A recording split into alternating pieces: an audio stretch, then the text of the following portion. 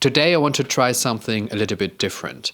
I want to show you a brilliant solo by the great Joe Henderson over his signature tune Isotope. We will take a close look and analyze his first chorus of the solo and see what we can learn for our own soloing from this. Before we start with the solo, let's take a quick look at who Joe Henderson was. So Joe was born in 1937 and sadly already passed in 2001, aged 64 years old. He came onto the New York jazz scene in the early 60s, so when he was just in his late 20s. And at that time, legendary saxophone player John Coltrane had a massive influence on the whole jazz scene. In fact, it would have been difficult at that time to take any other path than John Coltrane took. But Joe Henderson was such a creative player and such a strong artist that he was able to keep his own voice, and you could think of him a little bit as a counterpart to John Coltrane. Quickly after Joe Henderson moved to New York, he became an integral part of the jazz scene there. He recorded numerous albums for Blue Note and played with literally all the big names in jazz. At one point he was even, for just a brief moment, part of the Miles Davis quintet. But unfortunately there is no recording of Joe Henderson playing with Miles Davis. Joe Henderson was often described as a quiet, rather introverted person, which is quite funny because when he played, he was not all that quiet. The great Dave Liebman, who had regularly contact with Joe Henderson, once told me that with an intellect like Joe Henderson, it was no wonder that he was such a brilliant improviser. But even though he was highly respected among his peer musicians, his commercial breakthrough took a really long time. In fact, it only came in 1992 when he released the album Lush Life, the music of Billy Strayhorn. So let's now take a look at the solo. It's over Joe Henderson's own tune Isotope. It was recorded in 1964 with McCoy Tyner on piano, Bob Cranshaw on bass and Alvin Jones on drums. Before we dive into the solo, let's take a quick look at the tune. Here's the chart. So we have here 12 bars in total, which already points us in the direction that it might be a blues. It's in concert C, or for B-flat instruments in the key of D, and we see it here in the key of D. We've got D7 as the tonic in bar 1, then in bar 5 we find G7, which is the 4 chord, which then leads ultimately back to D7, and bar 9 and 10 lead again back to D7. So this is very typical blues stuff. But typical for Joe, he added some twists to that. In bar 6 we have G7 resolving a fifth down to C7, which then acts like a backdoor dominant leading back to D7. In bar 8 we find here a B7 that would usually lead to E minor in bar 9, but here it leads instead to B flat 7. And this is a super smart move because it creates this half step motion from B7 to B flat 7 to A7, which works really well. Then we get this downward movement in minor thirds. B7, A flat 7, F7, leading back to bar 1, D7. If you've heard of giant steps moving through major thirds, this is kind of the same concept, but moving through minor thirds. Alright, now we know the form, so let's listen once to the first chorus and then let's break it down and see what Joe's doing.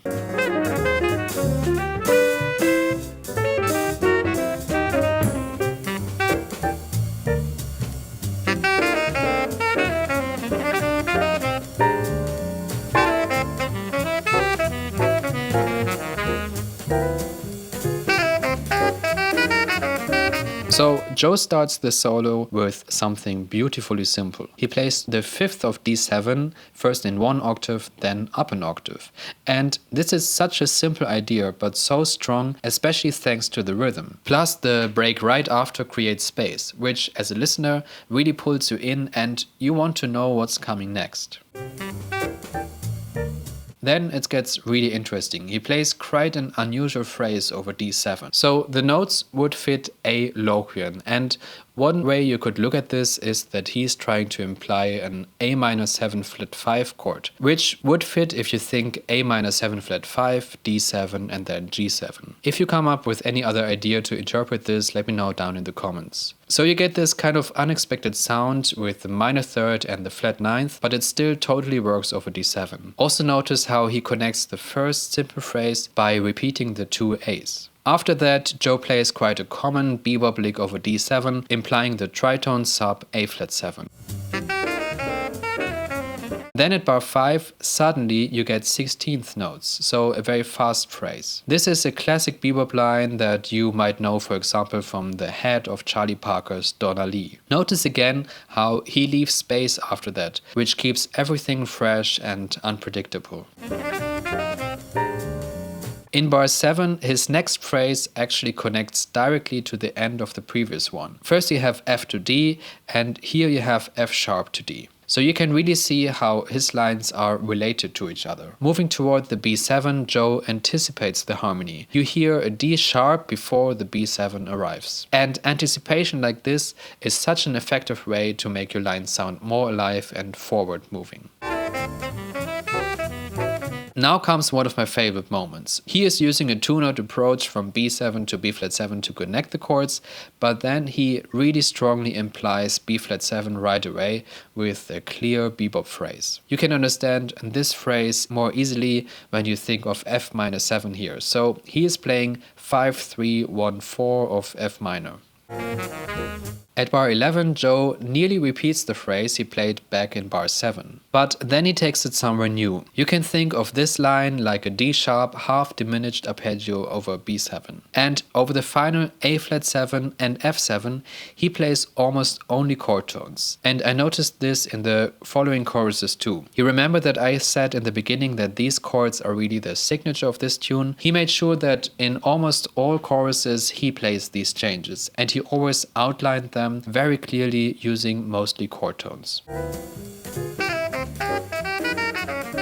So what can we learn from this? Before we come to this, if you like this video up until here and you would like to support me, I would be really grateful if you would hit the like button and maybe even leave me a comment telling me what you think about the video, if I should do more videos like this, etc. This really helps the YouTube algorithm to understand that people are interested in my videos and they're going to be spread to more viewers. Also, if you don't want to miss out on future videos like this, make sure to click the subscribe button. So the first big takeaway from this solo, I think, is rhythm. This solo of Joe Henderson showed again that great jazz solos are all about rhythm. Notice how every line Joe Henderson plays has a really strong swinging intention behind it. And he also keeps it really interesting by first of all playing shorter phrases and longer phrases, which is also in a way part of the rhythm, and by switching, for example, in bar 5 suddenly to the 16th notes. The second thing we can learn from Joe's solo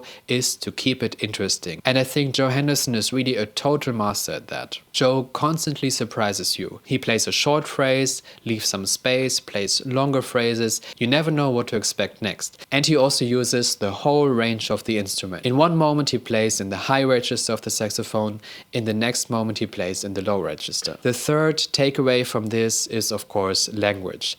If you want, you can totally steal some of Joe's phrases here. For example, a great phrase to learn is the phrase leading from D7 to G7.